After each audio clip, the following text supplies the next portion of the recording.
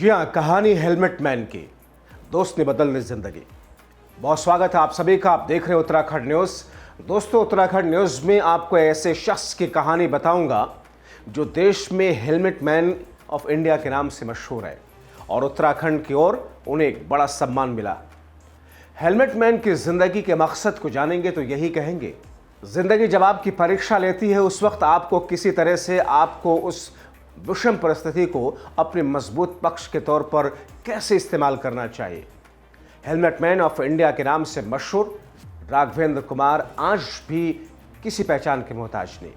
राघवेंद्र कुमार को वो शख्स हैं जो आज तक कई लोगों की जिंदगी बचा चुके हैं। यही वजह है कि उनके काम को हर कोई सराहता है। वो सड़कों पर उतरकर लोगों को हेलमेट पहनने के लिए जागरूक करते हैं ताकि किसी हादसे में उनकी जान महफूज रहे। उनके हेलमेट मैन बनने के पीछे भी एक मार्मिक कहानी है जिसने उनकी ज़िंदगी बदल दी और देश के लिए एक मिसाल बन गए।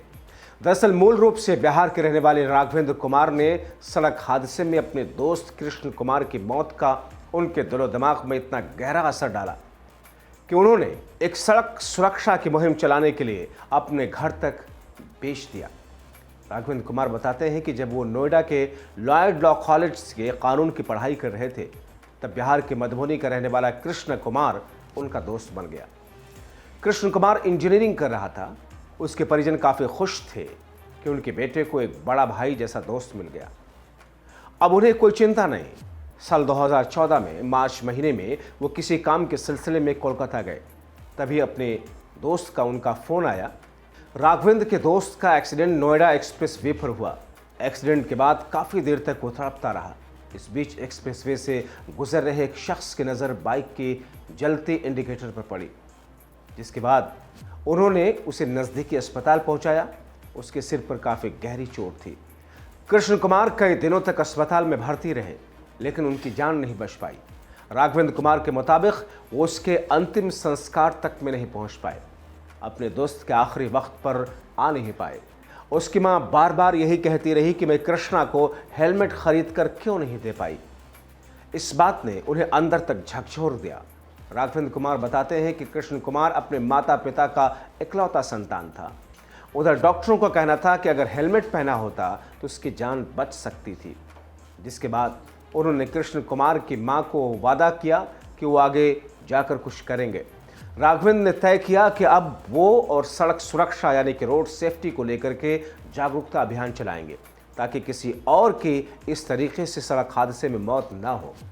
इस अभियान को उन्होंने अपनी ज़िंदगी का मिशन बनाया। हेलमेट मैन राघवेंद्र कुमार ने पिछले 10 सालों में देश के 22 राज्यों में लोगों को सड़क सुरक्षा के प्रति जागरूक किया। राघवेंद्र कुमार इंडियन आइडल के मंच पर पहुंच चुके हैं जहां से उन्होंने सड़क सुरक्षा की आवाज़ उठाई।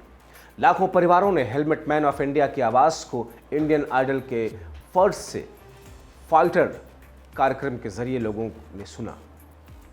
राघवेंद्र कुमार ने अभी तक 65,000 से ज़्यादा हेलमेट बांटे हैं, जिससे उन्होंने विश्व रिकॉर्ड बनाया। वो इस मुहिम के तहत अब तक 35 जिंदगियों को बचाने में सफल रहे। इस काम को करने के लिए राघवेंद्र कुमार ने सबसे पहले अपनी नौकरी छोड़ी। उसके बाद नोएडा का अपना घर बेचा। सड़क सुरक्षा के प्रति जागरूकता का अभियान देश भर में चलाने का काम शुरू किया।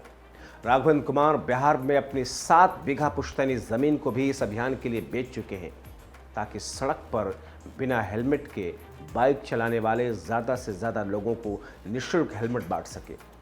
उनका लक्ष्य है कि वो देश की 1 अरब 40 करोड़ की जनता को सड़क सुरक्षा और हेलमेट पहनने के लिए जागरूक करेंगे, जिसके लिए वो भारत के कोने कोने में घूमते हैं। आपको बताएं कि आज भारत की सड़कों पर 1 घंटे में 20 लोगों की मौत होती है और उनमें 8 लोग वो होते हैं जो बिना हेलमेट के होते हैं। देश में साल भर में सड़क हादसे में करीब 1,70,000 लोगों की मौतें हुई, जिसमें 50,000 लोग वो होते हैं जो घर के इकलौते होते हैं। ऐसे में अपनी सुरक्षा के लिए घर से हेलमेट पहन कर ही निकले। उत्तराखंड के मसूरी में भी राघवेंद्र कुमार ने हेलमेट बांटे, जिसके बाद राघवेंद्र को उत्तराखंड रोड सेफ्टी का ब्रांड एम्बेसडर बनाया गया। उत्तराखंड के कोने कोने में जाकर लोगों को हेलमेट और सड़क सुरक्षा के प्रति जागरूक करते हैं।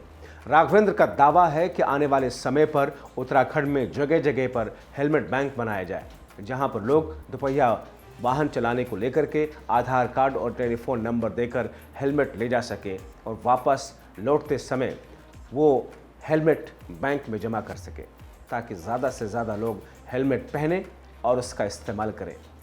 मगर यहाँ पर एक सवाल है, भारत में रोड हादसों में मरने वाले की तादाद दुनिया में बड़ी शिद्दत के साथ चर्चा का विषय हर साल रहती है।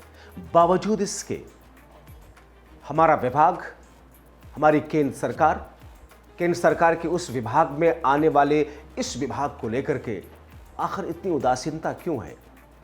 क्यों हमारे 140 करोड़ के देश में एक शख्स को अपना घर और अपनी ज़मीनें बेचनी पड़ती हैं लोगों की ज़िंदगियां बचाने के लिए, हेलमेट देने के लिए? आखिर सरकार क्या कर रही है? ट्रैफिक पुलिस क्या कर रही है? क्योंकि कोई भी शख्स जब मोटरसाइकिल खरीदता है, हेलमेट भी खरीदता ही खरीदता है। कोई ऐसा शख्स भारत में नहीं होगा जिसके पास मोटरसाइकिल हो और उसके पास हेलमेट ना हो। बहुत दूर दराज के गाँव को अगर छोड़ दे तो बावजूद इसके गली मोहल्ले चौक चौराहों पर हर जगह आप देखेंगे पुलिस की टुकड़ियां रहती हैं। पुलिस और ट्रैफिक पुलिस दोनों होते हैं। उसके बावजूद कोई शख्स बिना हेलमेट के बाइक लेके कैसे गुजर सकता है? सरकार को, उस मंत्रालय को, पुलिस, ट्रैफिक पुलिस के मुंह पर एक जन्नाटेदार तमाशा है। सोचिए ज़रूर।